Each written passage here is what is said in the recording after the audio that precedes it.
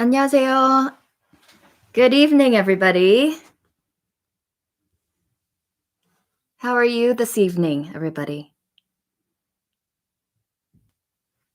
나연 선생님, 안녕하세요. It's good to see you, everybody.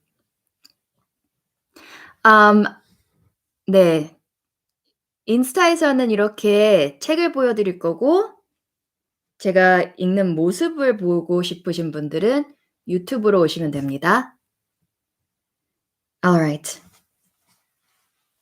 어서 오세요. Alright, this is the Becoming book by Michelle Obama.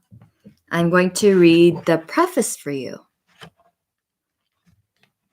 잘 보이시죠? All right, I'm going to start. March 2017. When I was a kid, my aspirations were simple. I wanted a dog. I wanted a house that had stairs in it, 2 floors for one family. I wanted, for some reason, a 4-door station wagon instead of the 2-door Buick that was my father's pride and joy. I used to tell people that when I grew up, I was going to be a pediatrician. Why? Because I loved being around little kids, and I quickly learned that it was a pleasing answer for adults to hear. Oh, a doctor! What a good choice! In those days, I wore pigtails and bossed my older brother around and managed, always and no matter what, to get A's at school. I was ambitious, though I didn't know exactly what I was shooting for. Now I think it's one of the most useless questions an adult can ask a child. What do you want to be when you grow up? As if growing up is finite. As if at some point you become something, and that's the end. So far in my life, I've been a lawyer. I've been a vice president at a hospital and the director of a nonprofit that helps young people build meaningful careers. I've been a working-class Black student at a fancy, mostly white college. I've been the only woman, the only African American,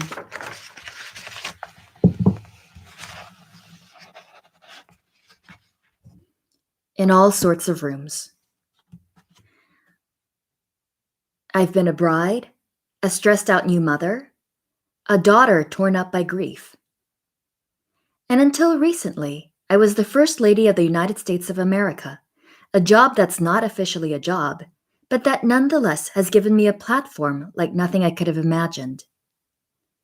It challenged me and humbled me, lifted me up and shrank me down, sometimes all at once. I'm just beginning to process what took place over these last years, from the moment in 2006 when my husband first started talking about running for president, to the cold morning this winter when I climbed into a limo with Melania Trump, accompanying her to her husband's inauguration. It's been quite a ride. When you're First Lady, America shows itself to you in its extremes. I've been to fundraisers in private homes that look more like art museums, houses where people own bathtubs made from gemstones. I've visited families who lost everything in Hurricane Katrina and were tearful and grateful just to have a working refrigerator and stove. I've encountered people I find to be shallow and hypocritical, and others, teachers and military spouses, and so many more, whose spirits are so deep and strong, it's astonishing. And I've met kids, lots of them, all over the world who crack me up and fill me with hope and who blessedly manage to forget about my title once we start rooting around in the dirt of a garden. Since stepping reluctantly into public life, I've been held up as the most powerful woman in the world and taken down as an angry Black woman. I've wanted to ask my detractors which part of that phrase matters to them the most. Is it angry or Black or woman? I've smiled for photos with people who call my husband horrible names on national television, but still want a framed keepsake for their mantle. I've heard about the swampy parts of the internet that question everything about me, right down to whether I'm a woman or a man. A sitting US congressman has made fun of my butt. I've been hurt. I've been furious. But mostly, I've tried to laugh this stuff off. There's a lot I still don't know about America, about life, about what the future might bring. But I do know myself. My father, Fraser, taught me to work hard, laugh often, and keep my word. My mother, Marion,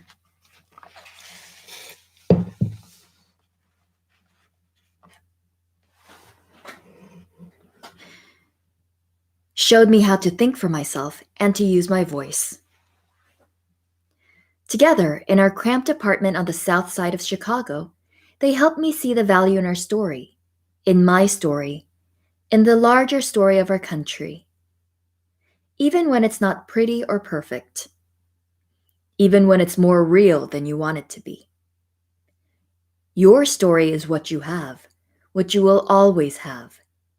It is something to own. For 8 years, I lived in the White House, a place with more stairs than I can count, plus elevators, a bowling alley, and an in-house florist. I slept in a bed that was made up with Italian linens. Our meals were cooked by a team of world-class chefs and delivered by professionals more highly trained than those at any five-star restaurant or hotel.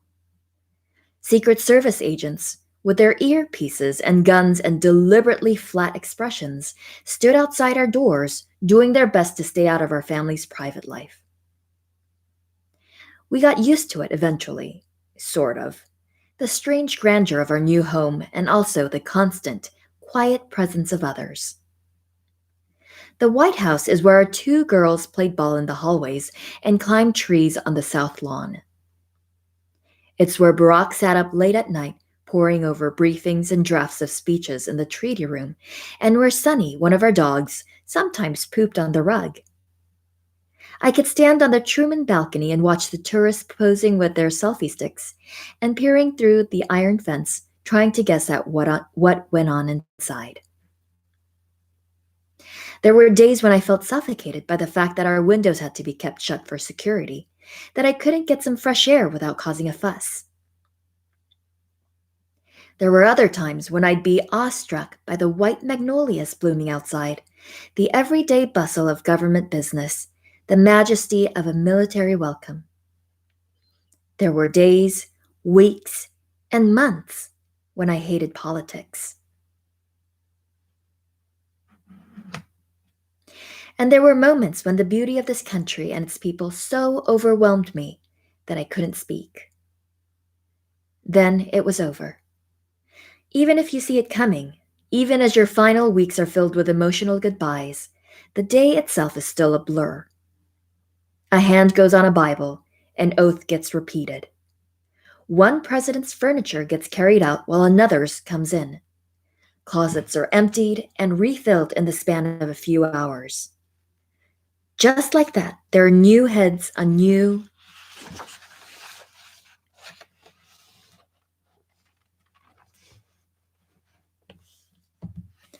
pillows, new temperaments, new dreams.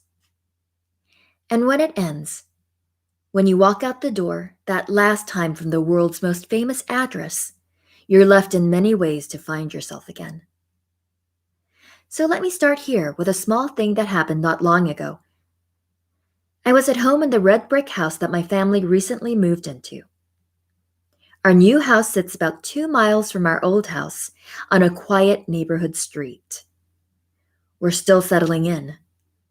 In the family room, our furniture is arranged the same way it was in the White House.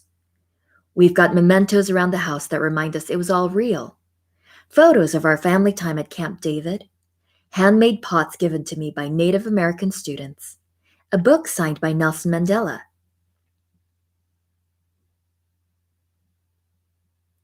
What was strange about this night was that everything was gone. Barack was traveling. Sasha was out with friends. Molly has been living and working in New York, finishing out her gap year before college. It was just me, our two dogs, and a silent, empty house like I haven't known in 8 years. And I was hungry. I walked down the stairs from our bedroom with the dogs following on my heels. In the kitchen, I opened the fridge. I found a loaf of bread, took out 2 pieces, and laid them in the toaster oven. I opened a cabinet and got out a plate. I know it's a weird thing to say, but to take a plate from a shelf in the kitchen without anyone first insisting that they get it for me, to stand by myself watching bread turn brown in the toaster, feels as close to a return to my old life as I've come. Or maybe it's my new life just beginning to announce itself. In the end, I didn't just make toast. I made cheese toast, moving my slices of bread to the microwave and melting a fat mess of gooey cheddar between them. I then carried my plate outside to the backyard. I didn't have to tell anyone I was going. I just went. I was in bare feet wearing a pair of shorts. The chill of winter had finally lifted.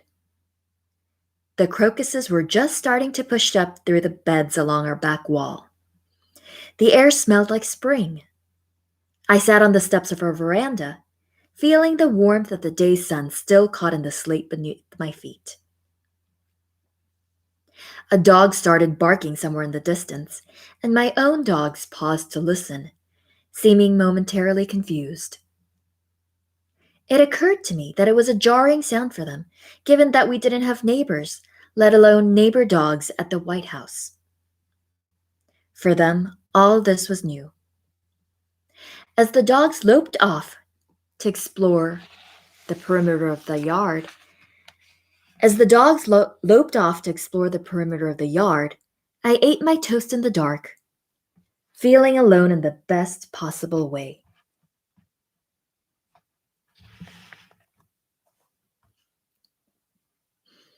My mind wasn't on the group of guards with guns sitting less than 100 yards at the custom built command post inside our garage, or the fact that I still can't walk down a street without a security detail.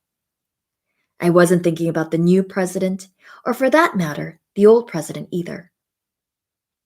I was thinking instead about how in a few minutes I would go back inside my house, wash my plate in the sink, and head up to bed, maybe opening a window so I could feel the spring air.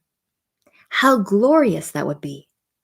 I was thinking, too, that the stillness was affording me a first real opportunity to reflect. As First Lady, I'd get to the end of a busy week and need to be reminded how it had started. But time is beginning to feel different. My girls, who arrived at the White House with their Polly Pockets, a blanket named Blanky, and a stuffed tiger named Tiger, are now teenagers, young women with plans and voices of their own. My husband is making his own adjustments to life after the White House, catching his own breath. And here I am in this new place with a lot I want to say. 오케이, 여기까지입니다. 어떠셨나요?